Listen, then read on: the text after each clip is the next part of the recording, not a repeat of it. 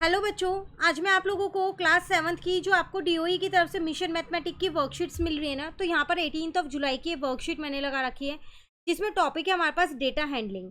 तो चैप्टर अगर हम यहाँ पर अपना डेटा हैंडलिंग देखें तो यहाँ क्या कह रहे हैं, dear student, have you ever wonder how your school decided which class has the highest attendance, how weather department determine average temperature of any city, the secret behind all of this is data and proper analysis of data is known as data handling. कह रहे कभी आपने ये सोचा है कि आपके school में कैसे डिसाइड होता है कि कौन सी क्लास में हाईएस्ट अटेंडेंस है, या फिर एक वेदर डिपार्टमेंट जो वो कैसे वेदर को फोरकास्ट करता है कि एवरेज टेम्परेचर कितना होगा, ये सब कैसे डिसाइड होता है।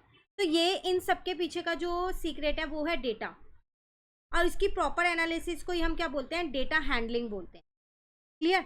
अब आगे आपको डेटा हैंडलिंग के बारे में बता रखा है, तो चलो देखते हैं क्या है data handling. It is a process of collecting, organising and processing information to make it easier, understandable and usable for analyse, decision making and other purpose.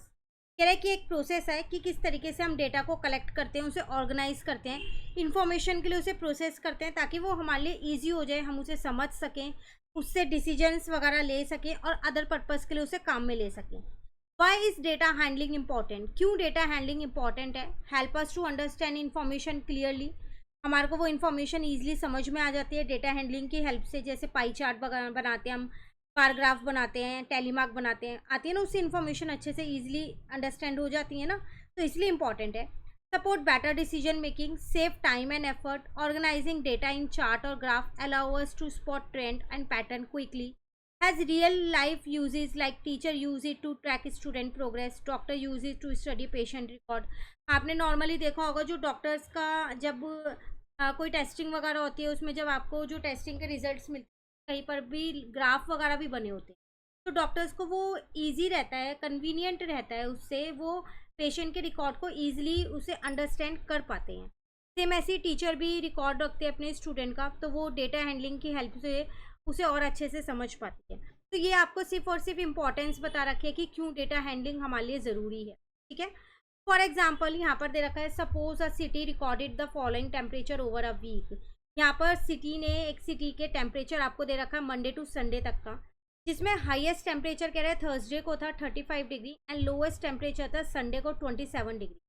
Highest and lowest temperature आप डेटा को देख के easily बता सकते हो, but यहाँ नई चीज़ क्या है, वो है रेंज। रेंज का एक फॉर्मूला होता है, highest value minus lowest value. मतलब यहाँ टेम्परेचर है तो आप टेम्परेचर लिख दोगे, हाईएस्ट माइनस लोएस्ट 8 डिग्री आपके पास रेंज आ गया।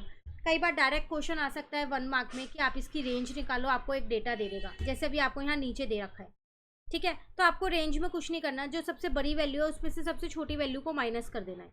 वही चीज़ यहाँ लिखी है, the difference between the highest and the lowest observation given us an idea of the spread of observation which is also called range of the data। तो highest और lowest का जो डिफरेंस होता है वो हमारे को क्या देता है, रेंज देता है उस डाटा का। ठीक है, let's try this. A cricketer score the following run in 8 inning. आपको रन्स दे रखे हैं, आपसे कह रहे हैं आपको रेंज निकालनी है। अब आप इजीली निकाल सकते हो, रेंज का फॉर्मूला आपको अब पता चल गया है, तो वो आपके पास आ जाएगा highest runs minus lowest run. तो हाईएस्ट अगर आप देखो तो आपको 100 ही मिल रहा होगा, और लोएस्ट आप देखो तो यहाँ 0 है, तो यहाँ तो रन ही नहीं बनाए ना, तो लोएस्ट आप ये वाले ही लोगे यहाँ पर, तो रहेगी तो 0 हमारे पास लोएस्ट ही, तो लोएस्ट वैल्यू 0 ले ली, तो हमारे पास रेंज आ गई 100। क्लियर। तो एक छोटा सा क्वेश्चन दे रखा था आपको करने के लिए, वो भी हमने यहाँ पर कर लिया। इसका जो क्वेश्चन ऑफ द डे है वो भी हम ऑलरेडी कर चुके हैं, चैनल पे अपलोड है, आप वहाँ से उसे भी कर लेना। मिलते हैं नेक्स्ट क्लास में अपनी नेक्स्ट वर्कशीट के साथ। देखो एनसीईआरटी की बुक के साथ साथ ये वर्कशीट्स भी इंपॉर्टेंट है, तो आप इन्हें भी साथ साथ कवर करते रहिए। Thank you.